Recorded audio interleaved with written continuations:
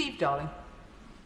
Thank you, Madam Deputy Speaker, and I and the Liberal Democrats would welcome the fact that the Minister has suggested that the proposals today are yoked to what is the national insurance increases that we are seeing going through the other place.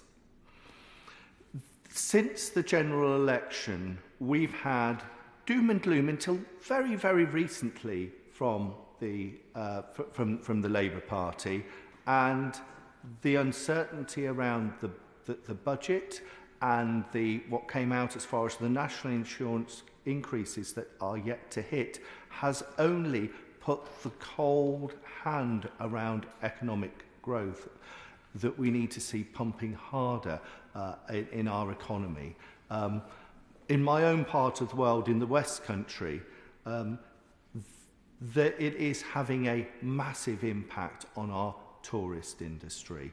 The fact that the thresholds where you start to pay national insurances are going down from 9,200 to 5,000 mean that businesses in my own constituency of Torbay, such as Paignton Pier, Paignton Zoo and Splashdown, all have massive increases in those seasonal worker costs, both in the threshold hitting harder as well as the increases in national insurance costs.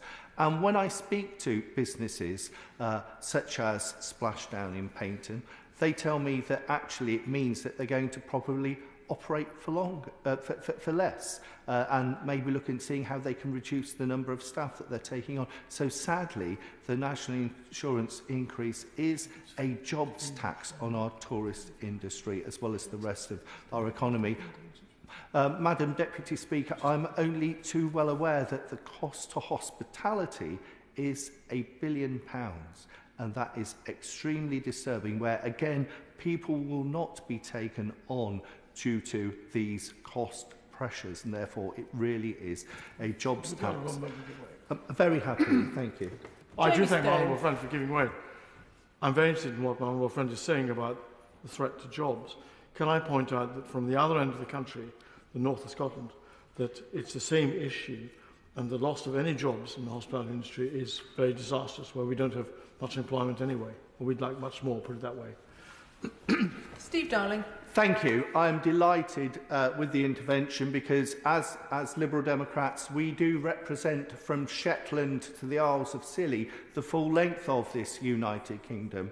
And so it is important that we hear from the breadth of colleagues the impact. And we do represent some of the best places to go on holiday as Liberal Democrats across the UK.